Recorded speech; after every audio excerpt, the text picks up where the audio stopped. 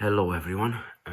Today we're going to look at one of the most fascinating characters in the Old Testament. We're going to look at a woman called Sarai, who later becomes Sarah. So, in a sense, we're going to be looking at the life of a woman who became princess. We begin by calling her Sarai. Sarai is the initial name that the Bible records before she becomes Sarah or Sarah. We find her story beginning in Genesis chapter 12. So if you want to spend some time, her story is interwoven with the story of her husband Abram, who later becomes Abraham. So their story covers quite a lot of space in the book of Genesis. So we're not going to be able to just stick to one chapter, but it begins at chapter 12. So if you get some time, read chapter 12 of Genesis and begin to familiarize yourself with her name, Sarai, and her story. Her story really begins with God calling her husband Abram to leave his country, leave his family, leave everything he has, and move to a place that God was going to show him. So they both, Abram and Sarai, radically obey God in a time when God simply gives them basic instructions. And in a sense, the first thing that I want you to see is how Sarai willingly leaves the great city of Ur to follow her husband in obedience to God. At the end of chapter 11, God gives us some details on the city where Abram and his wife and his family lived. It's the city of Ur of the Chaldeans.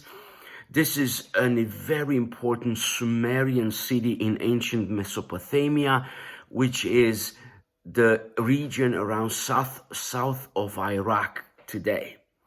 It's a city filled with culture. The Sumerians are, in a sense, the inventors of writing. They have a very rich culture. It's a very wealthy city. It's comfort.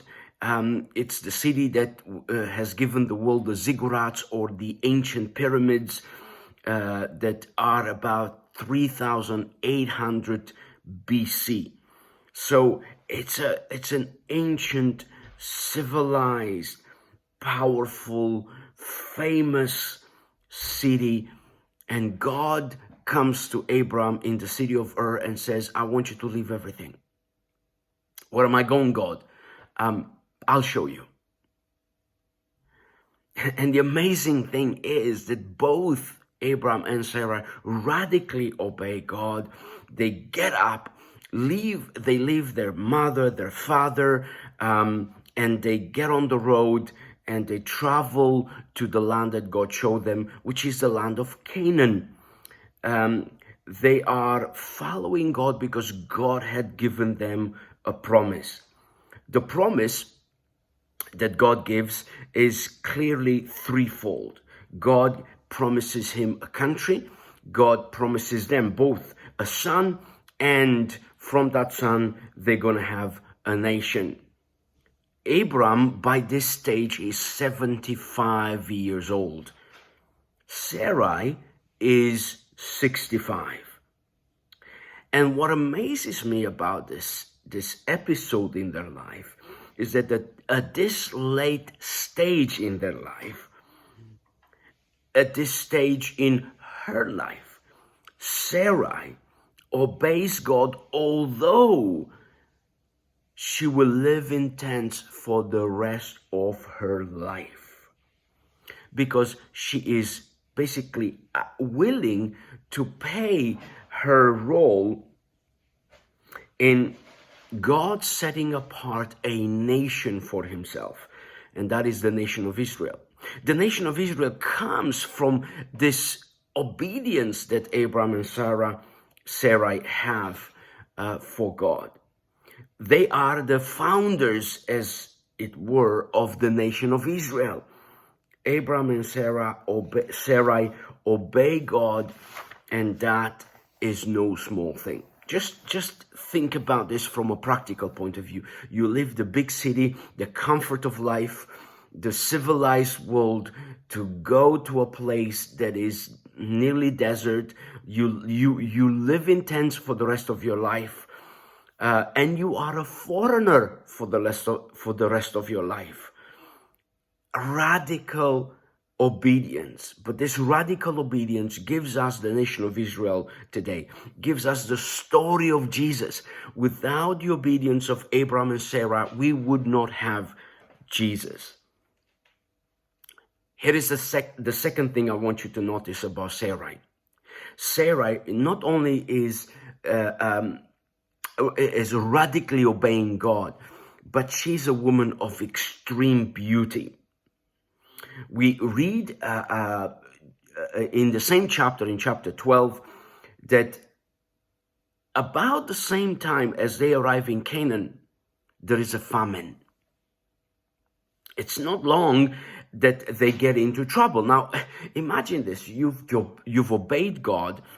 You've traveled all this way, hundreds and hundreds and hundreds of miles, and you find yourself in famine.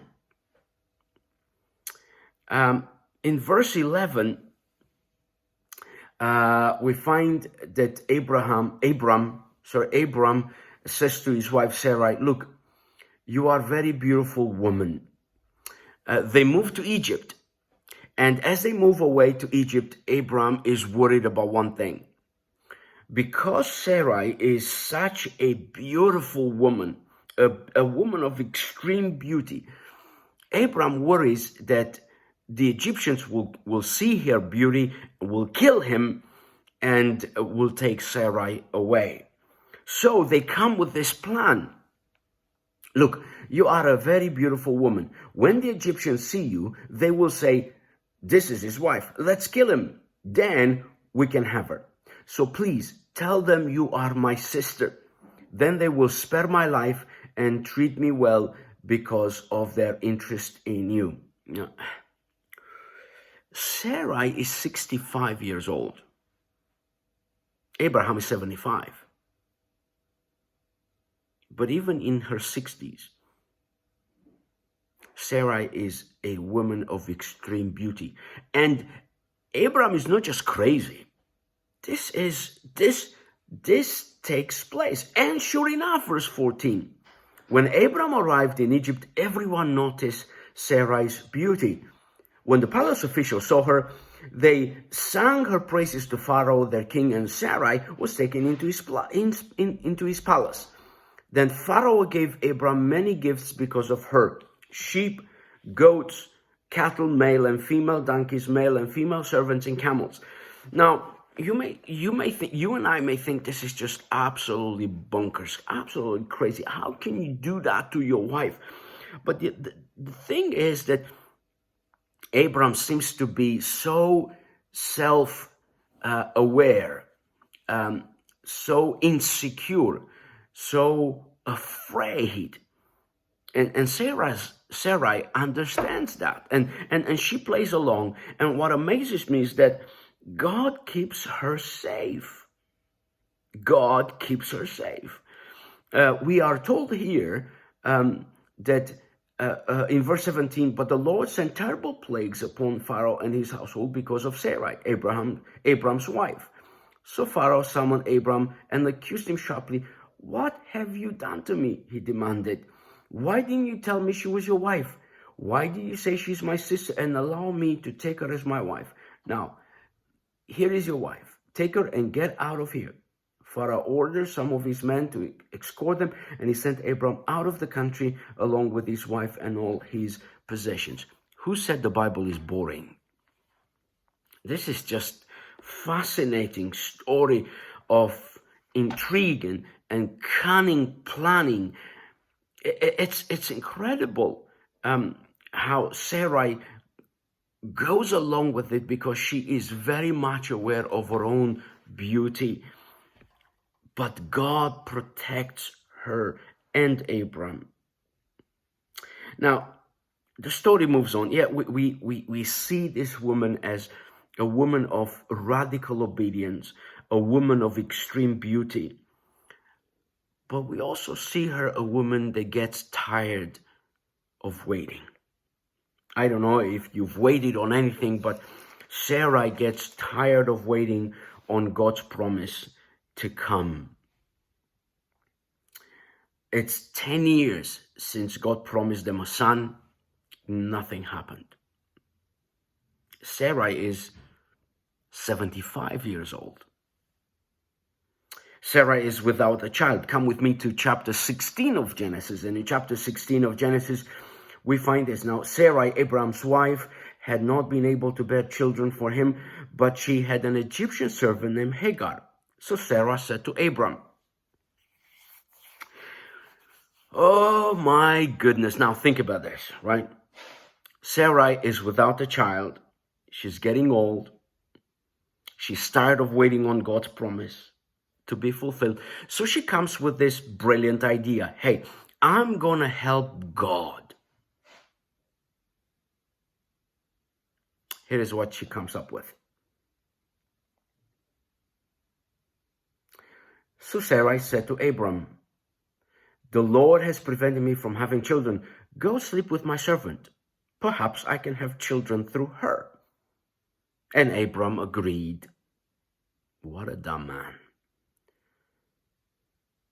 Abram agreed with Sarai's proposal. So Sarai, Abram's wife, took Hagar, the Egyptian servant, and gave her to Abram as a wife. This happened 10 years after Abram had settled in the land of Canaan. So, here is what we learn out of this. Whenever we try to give God a hand, this simply complicates everything. Because the moment Hagar learns that she's pregnant. Now, remember, Hagar is Sarai's Egyptian servant, which means that Hagar comes from Egypt, from another complications. And another complication, it's the time when they went to Egypt and Abram said, oh, you're so beautiful, they're going to kill me. Pretend you're my sister. Pharaoh is most likely the one that gives Hagar to Sarai. So from one complication to another complication. The Bible tells us in chapter 16 that the moment Hagar gets pregnant and she knows she's pregnant, she begins to treat Sarai with contempt. In other words, she starts to say, hey, you can't have children. I'm better than you. Sarai blames Abram. This is all your fault. I put my servant in your hands, and now that she's pregnant, she treats me with contempt. The Lord will show who's wrong, you or me. Everything gets complicated when we lose patience. Abram blames Sarai. Sarai treats Hagar harshly. Hagar runs away.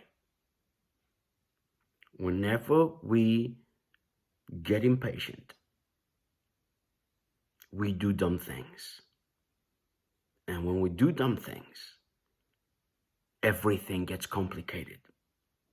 It takes God's special intervention to bring Hagar back. And she gives birth to Ishmael, the ancestor of the Arab nations. But although they have radically obeyed God, although they get things complicated because she's extremely beautiful, although she's 65 years old, although she gets things even more complicated with the birth of Ishmael and the dynamic of the relationships and the complications that come with that, although all these things happen, yet God is still gracious and he's about to keep his promise. In chapter 17, Abram is 99 years old.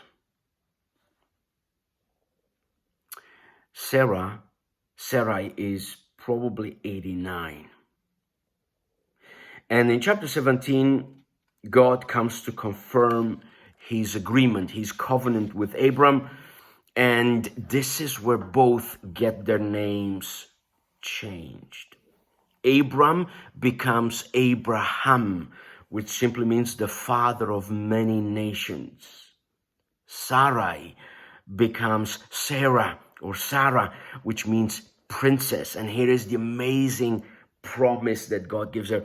Then God said to Abraham, verse 15 of chapter 17, regarding Sarai, your wife, her name will no longer be Sarai. For now on, her name will be Sarah or Sarah. And I will bless her and give you a son from her. Yes, I will bless her richly, and she will become the mother of many nations. Kings of nations will be among her descendants. Then Abraham bowed down to the ground, but he laughed to himself in disbelief. How could I become a father at the age of 100? He thought. And how can Sarah have a baby when she's 90 years old? So Abraham said to God, may Ishmael live under your special blessing. God replied, no, Sarah, your wife, will give birth to a son for you. You will name him Isaac, and I will confirm my covenant with him and his descendants as an everlasting covenant. This is amazing. This is just amazing. Because not only that God confirms that promise that they will have a son and Sarah will have a son, not anybody else for her, but not a surrogate mother, not anything of that, but Sarah, although she's 90 years old, she will have a son and they will call him Isaac. In chapter 18, the Lord comes to Abraham and says, this time next year, you will have a son. Both laugh. And the amazing thing is that Isaac simply means laughter. In other words, God confirms to them that although you think this is impossible, yet I will prove to you that you can laugh at impossibilities. Isaac is born in chapter 21, and here is what it says here in verse 1. The Lord kept his word and did for Sarah exactly what he had promised. She became pregnant and she gave birth to a son for Abraham in his old age. This happened at just the time God has said he would. And Abraham named their son Isaac. 8 days after Isaac was born, Abraham circumcised him as God had commanded. Abraham was 100 years old when Isaac was born. And Sarah declared, God has brought me laughter. All who hear about this will laugh with me. Who would have said to Abraham that Sarah would nurse a baby? Yet I gave Abraham a son in his old age. Now, why is that important? Well, it's because Jesus comes from this line. This is all part of God's plan, God's purpose to bring us Jesus, to give us the Messiah, the Savior of the world. So what is it that we are learning from Sarah's life? First, we learn about radical obedience. Obedience comes from faith in who God is. When God reveals himself with Abraham and Sarah are willing to obey and follow God, although it may be a very uncomfortable, although it's going to bring them to places where they make dumb decisions. Yes, but obedience is obedience. In Hebrews 11, we read about both Abraham and Sarah. They both obey God by faith. The second thing I'm learning from Sarah's life is that patience comes from faith in the promise. It's not easy to be patient. It's not easy to wait on God. But when my patience is sourced in the promise of God, then I can reap God's promise at the right time. God did to Sarah as he promised. At the right time, she gave birth to a son according to God's purpose and plan. But we know we are not very good at waiting. Sarah's life teaches us all about that. Third thing is, although waiting is not easy, yet it is best, because rushing complicates things, complicates life. Obedience, patience, waiting, all were very much part of Sarah's life. And although it's easy for us to comment on these things, yet there is something about obedience that we can also learn. There's something about patience that we can also learn. There's something about waiting that we can also learn. So I hope that in your discussions following this video, you will be able to go through obedience and patience and waiting and discuss Sarah's life further. Maybe you have read the story from Genesis 12 to Genesis 21, and maybe you've seen something that I haven't mentioned. Share that with the group. Have a discussion about the life of this absolutely fascinating character in the Old Testament. A woman that teaches us about obedience, a woman that teaches us about patience and waiting. Even from her mistakes, she still teaches us. Sarah, a princess, a woman who will have kings coming from her line.